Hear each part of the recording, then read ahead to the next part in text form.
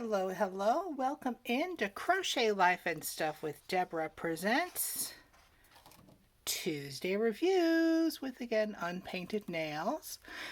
Today's review, we're going to be going through and doing sort of a look through of the latest Crochet World magazine. This is the August 2021 edition. So brand sparkling spanking new. Nice cover. Looks like we're moving into some fall covers here. Moving into fall. Pieces for every room. Lots of stuff on the cover, including this interesting afghan here. Let's jump right in. Of course, we have the advert here talking about a different pattern. Table of contents. Now, this got me right away when I saw this. I want you to look at this. Okay, on the front, quick and clever cluster designs. Okay. In the table of contents, though, we're looking at clever clusters. I don't know if they be general cluster. I'm not sure. All I know is that editing and proofreading for this magazine probably gets paid a whole lot more than I do. If you want to hire me to do it, I promise you, you won't have that happen again. But just a nice thing, just showing you everything that's in here as far as in the table of contents. Little letter from the editor there. An advert for clover hooks, which I don't own any of yet. A cluster stitches vest. That looks kind of pretty. Look at that there.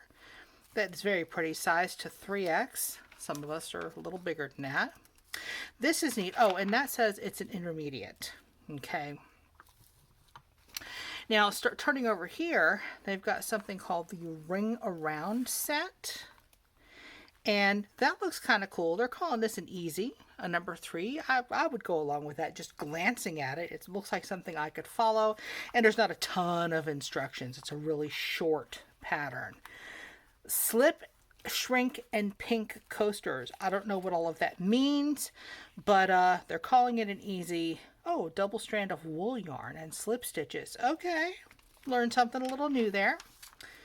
Charlie Chimp, look at this little guy. Isn't he adorable? Yes, and they're calling this one an intermediate. Yeah, I would say so. Broomstick lace tutorial. I have never done anything with broomstick lace. I'm wondering if it's something that I could do. They don't have this one rated for ease or non-ease. Of course, buy me, buy me. The Summer Nights poncho, this one here, they're calling it challenging. That's a number 6. Yeah, using 2 different kinds of yarn, a 3 and a 4, and all kinds of interesting stitches, including that broomstick lace. I'm going to pass right on by that sucker. I'm a beginner. Now this is adorable. Froggy's Pond. Look at this with the lily pads and the frog. That is super cute. They're calling this an intermediate, and it's going to be a 35-inch square blanket or throw. That's really, really adorable. The Jules Cowl. That's an intermediate as well.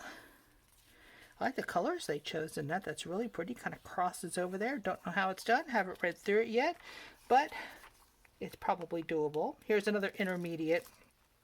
A 46 by 55 throw out of 3-weight yarn. And there are big old tassels in the corners. Just perfect for my cat to attack. And that is super pretty. And that's funny. Just perfect for summer, this says. This is a fall, coming up on fall magazine. No, it's perfect for fall. Just say that. It's perfect for whenever you want it for, depending on your climate. Desert Star Runner. This is an intermediate. It's made out of 4-weight yarn and made out of cotton as well. And I think that maybe doing something like this out of this sort of a 4-weight yarn might be a whole lot easier than trying to do it out of like number 10 thread. Number 10 thread scares me. It just does. The Clever Clusters bag. Now that's kind of cool looking. It's a 4 intermediate. You know, on bags, oh, I have to tell you, I am more likely to go look for one of Bag a Day's tutorials so that I can follow her every blasted stitch because she explains it really well. A special issue of Let's Get Organized. You have to order it today. I'm not going to. Here's another Buy Me. The Cluster Bobble Basket of 4 Intermediate. That's kind of cool. Little tassel-y things hanging off the bottom there. Yeah, for the basket. That's kind of neat. But anything with tassels, my cat is going to attack and eat. And you've seen how big he is in my intro to him and stuff. He eats everything. This is the Summer Blooms headband. That is super cute. They're calling it a 4 Intermediate. It's got a button on it to help keep everything the right size. Okay.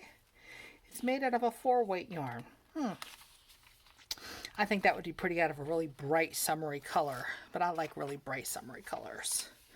Plenty of Clusters pillow set. Of course, if I were writing the titles, I would call it something else that you couldn't say on YouTube or anyplace else, but you know, that's just me.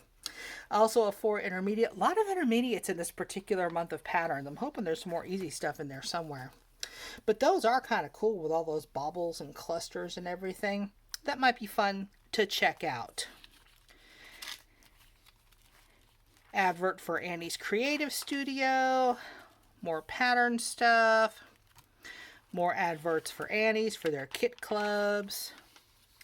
This one is called the College Bound Throw. I don't know why, but that's what they're calling it. Oh, here's why. It says, rows of textured and open stitches create a throw just the perfect size for snuggling under while studying. Crocheted in easy care, machine washable, worsted weight acrylic yarn, this project can be completed in no time. Unless you're me, because I crochet really slowly. And of course, I don't study, so I guess that's not for me. Wow, the Celtic Cables Afghan. This is out of a 4-weight. They're calling this a 4 Intermediate. Isn't that beautiful, though? Look at that. All of those cables and stuff. I might need to look into at least learning those stitches. The hubby has mentioned that he wants some kind of a sweater with cables on it. Yes. The Jewel Tone Crochet Sampler Throw. That's kind of fun. And I think it could be fun to make it sort of scrappy because you're doing all these different colors anyway, a bunch of different stitches. They're calling this a 4 Intermediate with a 4 worsted weight yarn. They used Hobby Lobby. I love this yarn. But yeah, that could be fun. Lots more pattern for that one. They've got a product review of a yarn keeper. That's another gadget that I don't know that I need, but it could be interesting to read about. The World of Crochet, they have got something here for Crochet for Critters. And look at all these neat things you can make for your kitties.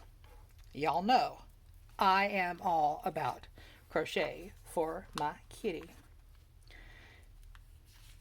And that's neat. But yeah, Comfort for Critters. Apparently there's also a charity involved with it. This one is called the Cobblestone Doily. Yeah, it looks like a big cobblestone. All the different little motifs together in different shapes. They're calling this an intermediate, but it's made out of 0 lace weight yarn. Basically crochet thread number 10. All of that tells me, yeah, I need someone else's hands and someone else's eyeballs. Summer's Last Blooms, also out of the 0 lace weight, but oh, isn't that pretty? That really is gorgeous. Y'all, I need to find somebody who can make this stuff for me. My grandmother used to do it. My grandmother didn't have these monster hands, though. And she often wore, like, magnifying stuff to do her stuff with. Now I know why. Here's something else out of lace weight. Garden Pavers Placemat. Oh, I like that too. That is just delicate and very, very pretty. And very, very tiny. Wow. And then we have all of the pages of different things from the other patterns that say, hey, go to page blah blah blah. Go to page blah blah blah. Put it all together, y'all. Put it all together. That is my pet peeve for these magazines. You know what? If you have more pages for the college bound throw, put it with the college bound throw. Don't make me search back here to page 58 or whatever it is.